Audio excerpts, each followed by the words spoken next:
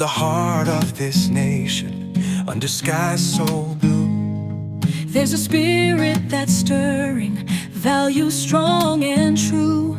From the mountains to the prairies, from the cities to the sea, we stand for liberty, for faith and family. We're diving deep into the heart of what we believe. Welcome to Deep Dive Podcast Show, everyone. We've got a really important and frankly quite shocking story to discuss today that hits close to home for many. We're talking about a case out of Miami that has sent two men to federal prison for selling what authorities are calling diverted and misbranded pharmaceutical drugs nationwide. I mean, this sounds incredibly serious, right? No cap. It's a huge deal, and it really underscores a dark side of the pharmaceutical market. Boris Arencibia, who's 52, and Jose Armando Rivera Garcia, 45, both from Miami, were each sentenced to 57 months in federal prison. And that's not just a slap on the wrist. It's a substantial sentence because their actions put countless lives at risk across the country. We're talking about critical medications here, specifically drugs used to treat HIV and cancer. HIV and cancer drugs, that's just horrifying. These aren't just any medications, they're life-saving for so many people. So what exactly does diverted and misbranded mean in this context? And how are these guys even getting their hands on them? Good question. Diverted means the drugs were originally manufactured legally, but were then diverted from the legitimate supply chain. So they weren't necessarily fake drugs from the start, but they ended up in illegal channels. Misbranded means they were labeled or packaged incorrectly, potentially hiding their true origin or condition.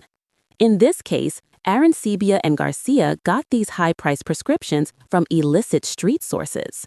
Think about it, patients who would sell their medications instead of taking them, or individuals who obtained prescriptions through fraud just to sell them off. Wow, so they're basically preying on people in vulnerable situations, getting these vital drugs from them.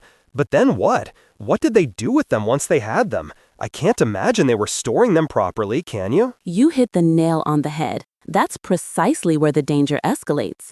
These types of medications, especially for serious conditions like HIV and cancer, require very specific, carefully controlled storage conditions to remain effective. We're talking about precise temperatures, humidity, light exposure, all things that maintain their stability and potency. But these diverted drugs? They were stored without any safeguards whatsoever.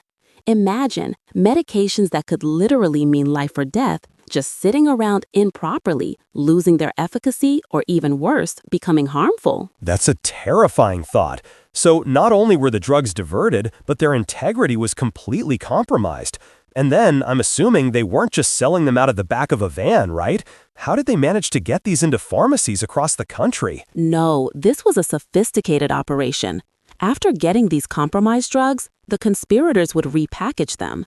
Then, and this is truly audacious, they'd falsify paperwork to make it appear as though these medicines came directly from legitimate manufacturers or authorized wholesalers. They even set up fake pharmaceutical distribution companies to market these drugs, essentially creating a clean front for their dirty business. One of these, LDD distributors, was operated by Rivera Garcia. They then shipped them to pharmacies nationwide, where unsuspecting patients would purchase them, thinking they were getting safe, effective medication. Unsuspecting patients, that's the part that really stings. People relying on these drugs for their very survival, only to potentially receive something that's ineffective or even dangerous. Did the authorities find any specific examples of what patients actually ended up with? They did, and it's chilling. U.S. Attorney Jason A. Redden-Quinones for the Southern District of Florida stated that diverted drugs put patients' lives at risk. He elaborated that in some cases, these bottles contained incorrect medications or simple vitamins. And perhaps the most shocking detail, some were found to contain pebbles. Can you imagine a patient critically ill with cancer or HIV opening their medication bottle to find pebbles instead of the treatment they desperately need? It's not just ineffective, it's a betrayal of trust and a direct threat to their health. Pebbles? I mean, it's beyond comprehension. It shows such a callous disregard for human life. And this wasn't just a small-time operation. The article mentions nationwide sale. How big was this scheme in terms of money and reach? This was massive. Between the two schemes they were involved in, Arencibia and Rivera Garcia sold approximately $28 million worth of diverted pharmaceuticals.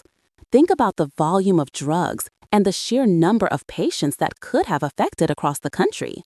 It highlights a critical vulnerability in our healthcare system when individuals are willing to exploit it for such significant financial gain at the expense of public health. $28 million. That's an astonishing amount. So they were caught in two separate but related cases. Can you walk us through how the legal system ultimately brought them to justice? Certainly. The first case, indicted back in 2019, involved a larger conspiracy of 20 defendants. Arencibia was procuring the drugs from street sources, and Jose Armando Rivera Garcia used his corporation, LDD Distributors, to push them further into the supply chain. In that case, both men pleaded guilty to conspiracy to commit money laundering, essentially using financial transactions to hide the illegal source of their proceeds from these misbranded drugs. They received 57-month prison terms for this. Then, a second case emerged in 2025.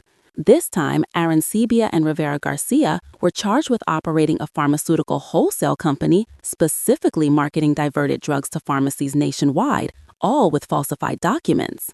They pleaded guilty to trafficking in medical products with falsified documentation, and for that, they got 43 months.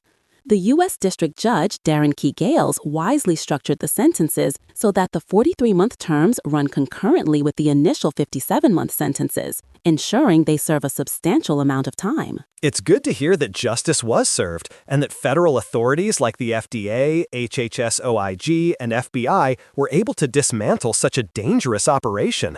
But this also makes you wonder, how often something like this might be happening. What's the message here for listeners about safeguarding their own health and medications? That's the critical takeaway. U.S. Attorney Quiñones really summed it up by saying, "Our office will continue to work with FDA, FDHS-OIG, and FBI to protect patients and hold accountable anyone who turns the healthcare system into a criminal marketplace." The message for everyone listening is to be vigilant. Always ensure your prescriptions from reputable, licensed pharmacies. If anything seems off about your medication, the packaging, the look of the pills, or even the price being unusually low, don't hesitate to question it and consult with your pharmacist or doctor. This case is a stark reminder that while our healthcare system is designed to heal, there are always bad actors trying to exploit it, and we all need to play a part in staying safe. That's excellent advice, and a sobering reminder of the importance of trust in our medical supply chain. Thank you for breaking down such a complex and disturbing story for us today. It really gives our listeners a clear picture of the risks out there and how critical it is to be informed. My pleasure. It's a story that needs to be told to raise awareness and protect more people from these kinds of predatory schemes. Don't forget to share and leave a like. Grab one of our books. Take care. Until next time.